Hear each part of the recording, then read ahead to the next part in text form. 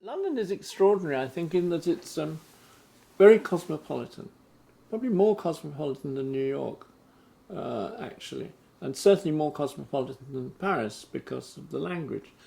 And it, I think, will benefit from this cosmopolitanism. I mean, I think it would be marvellous if, in the near future, the mayor of London was a Frenchman, or the head of transportation, which has happened, I think, in London, has been an American, and the head of the university college is a Vietnamese, or my generation, which was because of the Nazi march into Europe in the 30s. A lot of Jewish people came to England, particularly musicians and writers, intellectuals, and certainly the musical culture, and I think the literary culture of the UK really rose. My generation benefited from an extremely creative musical scene because of those guys.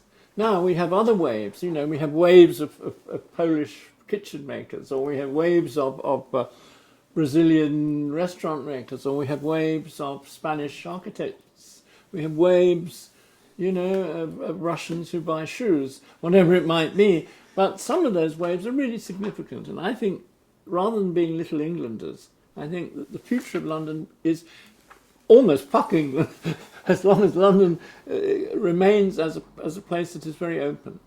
I don't really mean fuck England. I'm English and I'm originally a provincial, but being a provincial makes you really covetous of the city. What is very interesting is that the polynucleation of London now, that it's fashionable to be in Shoreditch, but maybe even next week it won't be fashionable in Shoreditch at all. It'll be fashionable to be on the Bulls Pond Road, or it moves suddenly then to weird parts of London, like Peckham. Is now my son, who's a 25-year-old, says Peckham is the hot place, even though he lives in North London. And I think this volatility and the fact that there are whole pockets, quite intense pockets of creativity. I know of another small pocket in Battersea, around Will Alsop and Vivienne Westwood, and the back of the Foster office and the new bit of the Royal College of Art. It's actually quite, that would be if you had all the creative people in that pocket, that would keep a town of 500,000 running in another place. But they're just a little pocket. They're probably pocket number 20 in the hierarchy of creative pockets. Can architects take advantage of that? Or should the architecture that you put into those pockets be very special? I think the case would be, but nobody's ever going to do it, that you say there are special pockets and they should be celebrated by special architecture. So if we take, say, the Battersea example, you don't just put any old high-rise in there. Maybe you don't put a high-rise. That's not, for me, that doesn't worry me. You don't just put another piece of park or another gallery. You put really high, really identifiable things. That's the Battersea Dome, or that's the building that looks like an elephant, which is located in Shoreditch, or Now this is a sort of, so that you actually particularize. And I'm just drawing. I'll show you. This is the drawing I finished 2 days ago, and I'm just about to colour. It's not for London, but it ought to be for London in the sense that each building is quite idiosyncratic. They have very slight similarities with each other, but they don't try to be. And in organising them, there is a common system of organisation, but as soon as you get into the detail, they're quite idiosyncratic. That's actually not for London, it's for Bournemouth, which is a city that I'm building a small building in, city where I studied, where I was first a student, and the university where I was has asked me back to do a building, which is very nice. And then I'm doing another project, which nobody will commission for the same city, because this is a local thing where there are two large towns that join each other but refuse to join up as a city. And they're the largest non-city in England. There are nearly 500,000 people pretending that they're not a single place. but they join. So this is a kind of fingers to them to say, quit messing around, join up and have some cheerful buildings. But I mean, I've always had a tendency to not only want to do what everybody asks for. Watch coffee houses, which is a phenomenon that's happened in England, almost borrowed from the Australians and New Zealanders who seem to run all the coffee houses. That coffee in England was crap 25 years ago, passable 10 years ago.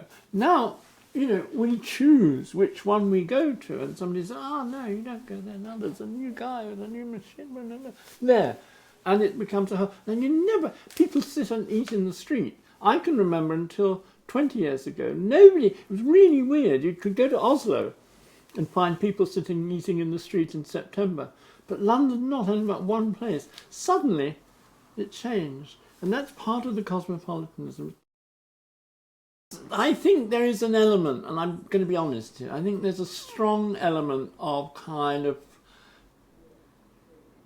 piety, of Puritanism that runs behind a lot of the people who, you know, who go to Planet Organic across the street, or happens to be across the street, or say, you know, we shouldn't do this and we shouldn't do that, and you've got to be, and make sure you put the paper in the right waste bin. It becomes, it's probably correct, but it's a pain in the arse. You know, and I think the Americans are like that. I find America very irritating because they're so pious about things, about the smoke. I mean, I don't smoke. I haven't smoked for probably 25. Yeah, I used to smoke a bit, but no, I don't. I mean, one cigar every 2 years. My rate of smoking. But I don't mind other people. If they want to kill themselves, okay, they kill. A lot of people try and kill themselves by trying to cross the road in the wrong place. You know, a lot of people kill themselves by drinking or sticking stuff in their arm or you know, going out with the wrong woman. I mean, in a number of ways you can kill yourself. But I like the freedom that we were in Vienna this week, and they are still smoking in the restaurants. Even if it says the EC rules, you shouldn't. They give you an ashtray. So I'm sitting with Gavin, and they bring the ashtray. Okay. And I cough a bit, you know, I'm not used to it, but it has a nostalgia of that sort of woodsy smell of the cigarette and the cigar. I rather like it, you know, the same way that I like tables that have got red wine stains on them, you know, like kind of, come on, somebody's enjoying themselves. Creativity doesn't exist in a vacuum. If I look back on all my ex-students, all thousands of them, the ones that have done the best architecture were not necessarily the best students, but they had a something. They had a something to sustain them. They had a something that they believed in themselves. They had a something that could move with the times. They had something that could anticipate the times. Or they had something that would fit into a cultural condition without necessarily being just a, you know, doing what the client says type of person. But they would see, they would feel, rather like somebody who's a good canoeist, I guess, you know, can sort of feel the water and they can ride the water. But I think there are a lot of sad people that you meet in architecture school, and I'm sure in his business, who kind of have some special talent and they just moon around wondering what to do with it, you know, and they get very frustrated. They usually end up teaching. And then they moon around more, and then, you know, and then their students become victim of their mooning and their positioning. It's fucking well getting out there and doing it. You know, nobody in Bournemouth is going to ask me to do this. I've fucking done it. They can take it or leave it. Now, I'm maybe in a position that at least they'll talk about it, even though I know it will never happen. But I'm also making a statement about a place I know and about reality in a funny way. Like, if there is a dynamic in a certain city, you should use the dynamic. And what irritates me is there's a dynamic there that they for local reasons, are refusing to build around. The choice of office is more important than the choice of school, though the choice of school is very important. The choice of teacher within the school is very important. The choice of office is even more important because it can fuck you up. Whereas most schools try not to fuck you up, even if they do. The choice of boyfriend or girlfriend is almost equally important because they can encourage and be a delight whilst you're developing your idea. Or they can say, oh, why haven't you come home yet? You know, that's another key fact. The key fact, who you hang out with is as important as who is your immediate tutor.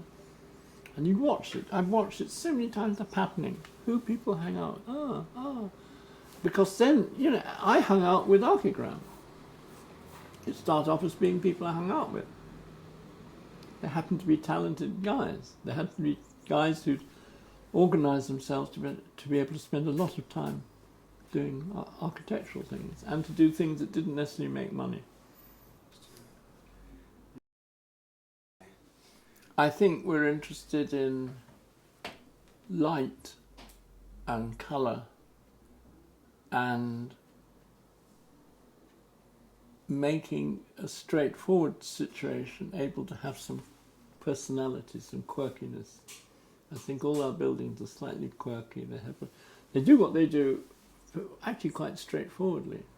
And then there are funny pockets and strange lines and light coming down in certain places. It's very to do with the manipulation of form to the end of making the space more special. In the little building in Bournemouth, it's a very small building, but it has 4 types of light coming into it. You know, wash light, controlled light, secret light, curving light. So that although it's a straightforward room for a straightforward purpose, you then take advantage of the fact that it's using natural light. And all you play with is the light. Though it looks as if you're playing with shape, you're really playing with light. And that's an example. In the Australian building, there's actually a very straightforward organisation, but then very special pockets. It's a larger building. Each part of the building having its own take on the basic premises. So that one corner does the same thing as another corner, but doesn't look like the other corner. It's like everybody's got 2 eyes and a nose and a mouth, but we know that people have character in their face. Oh, sure, Marcos, yeah. Marcos would be very good. And who else in the Bart it would be good?